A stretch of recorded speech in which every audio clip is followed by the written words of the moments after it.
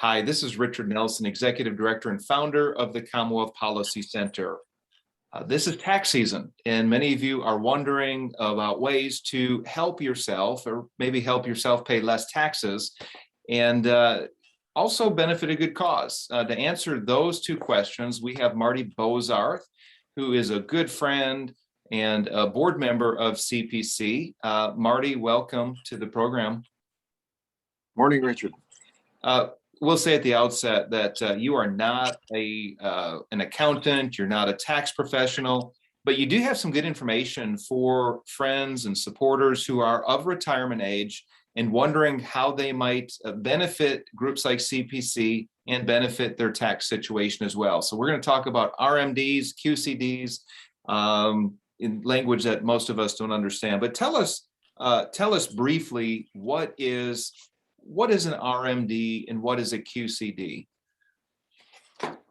Richard, an RMD is a required minimum distribution that individuals who reach age 72 in a given year are required to remove funds from their retirement accounts. Yeah.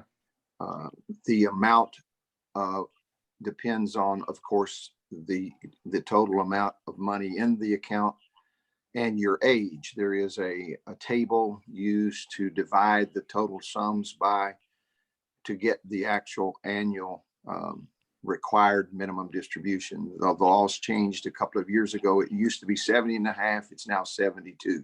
So the year in which you reach age 72, you're required to start taking money out of your accounts that you had put in over your working life. Sure. A qualified charitable, a QCD is a qualified charitable distribution. Mm-hmm. That is a direct transfer of funds from your retirement account.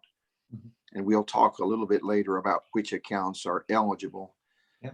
Directly, and this is the key, directly to the charity of your choice. Yeah. Or an eligible charity. So the beauty of the qualified charitable donation, or one of them, or qualified charitable distribution, is it qualifies to satisfy part or all of your RMD for that year. Okay. So in summary, and by the way, we're trying to make this easy and quick for friends and supporters of CPC, or really those who want to benefit another nonprofit group and also help their tax situation. So in summary, simply put, Marty, is that at the age of 72 in a given year, you have to begin taking money out of your IRA. That's the law. And what we're talking about is in some situations, it is more advantageous for that person to give a donation directly from their retirement IRA to a nonprofit, a qualified nonprofit, correct? That is correct. The qualified charitable distribution is not taxable income to the donor. In fact, it's a tax-free distribution directly to the eligible charity. That's one of the perhaps greatest benefits of utilizing the QCD pathway for charitably minded individuals. It's a very efficient way to pass on 100% of your contribution to the charitable organization. It's not taxable to you, and it satisfies your required minimum distribution. It's a win-win. That's great. So Marty, tell us this: who is eligible to utilize QCDs? Any IRA owner who reaches the age of 70 and a half. Okay. Unlike RMDs, you have to physically be 70 and a half, not the year in which you reach 70 and a half. But the moment you reach 70 and a half, you're eligible. And I might also say you are eligible for QCD distributions prior to required minimum distributions. So now the required minimum distribution age is 72, but you can start QCDs at age 70 and a half. Okay, very good. So what retirement account types are eligible for QCDs? Most of what we would call the classic or traditional IRAs, the traditional IRA, inherited IRAs, rollover IRAs, SCP IRAs and simple. There are a couple of caveats on SCP and simple IRAs. Since they are employer funded, they cannot be active. They must be inactive accounts.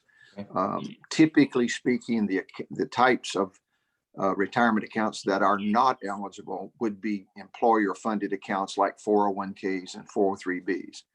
But almost all of the traditional IRAs, rollover IRAs, even Roth IRAs are eligible, but it doesn't make much tax sense since the distributions from Roth IRAs are tax-free anyway. Very good. Now, can all charitable organizations receive a QCD?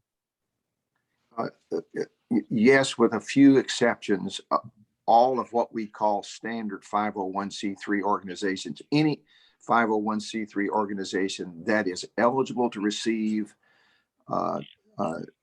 tax-deductible contributions are eligible for QCDs. There are a few exceptions, but they're kind of out of the norm.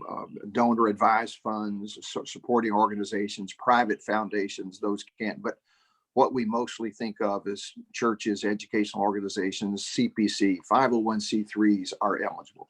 Okay, very good. And of course, Marty, you and I are doing this for the benefit of those who support our cause, those who are of retirement age and thinking about ways to benefit their tax situation. So Commonwealth Policy Foundation, that's actually the education arm, would be the recipient that a donor could donate to and help their tax situation. So Marty, I can imagine those watching this right now might be thinking to themselves, well, this is probably a long and complicated process. Is that the case with this? Is this difficult to do? Richard, it really is not. There are a couple of key components. As I mentioned before, the most critical component of a QCD is that the distribution of funds must come from your IRA custodian directly to the charitable organization. It must be kind of an arm's length transaction. It cannot come to you and you to them. So what happens is you contact your IRA custodian, wherever your accounts are domiciled, and get from them forms to fill out, and they then will directly transfer the funds. It's not complicated. You simply have to tell them the address and name of the charitable organization, how much money you want to transfer. But most all of these custodial organizations and institutions have forms that you can either download. So the first step is to contact whoever is wherever your funds are domiciled, and then move forward. Tell them you want to make a QCD. It's very straightforward. Once you get it set up, it can be repeated annually, or you can change the amount each time. It's fairly straightforward, but it starts with you contacting your custodian.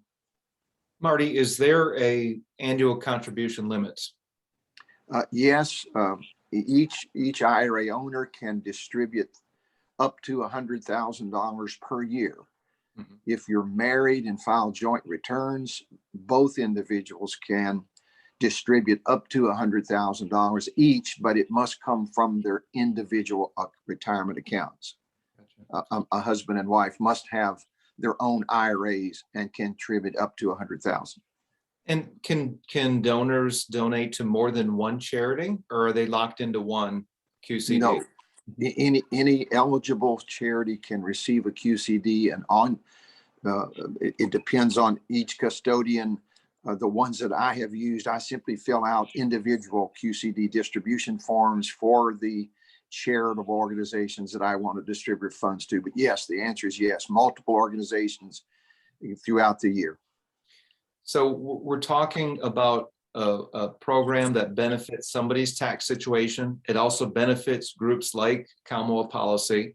But how about reporting for tax purposes? Is that difficult? What does that look like? And I know you're not a tax preparer, you're not an accountant, but is it difficult? Because I know you've done these yourself, haven't you? You've done QCDs. I have for since I turned 70 and a half. I've used that pathway as the primary method to to distribute charitable donations. No, the tax reporting is straightforward. In fact, if an individual has already been receiving RMDs, they're accustomed to receiving a 1099-R. That is the way IRA distributions are reported, and it's no different. For instance, if you're required to take $20,000 this year out of your account as a RMD, and 10,000, or let's say 5,000 of that was a QCD, it will come to you on a 1099 as a $20,000 normal distribution. It's important that you tell your tax preparer to identify the QCD portion on your 1040 or your tax form, but it's simply reported on a 1099-R like any normal distribution. Very good. Marty, last question. Do QCDs satisfy part or all of the annual required minimum distributions? Yes, they do. Again, the RMD is an individual amount depending upon how much money you have in your accounts. So the QCD can satisfy all or part of the RMD up to the QCD limit, annual limit of $100,000. If your RMD distribution is more than 100,000, you can satisfy up to 100,000. If it's less than 100,000, it can be all. But yes, it does. It satisfies. That's one of the beautiful parts of the QCD. You've got to take this money out anyway. Yeah. Right. And if you go the standard distribution route, it's going to be taxed.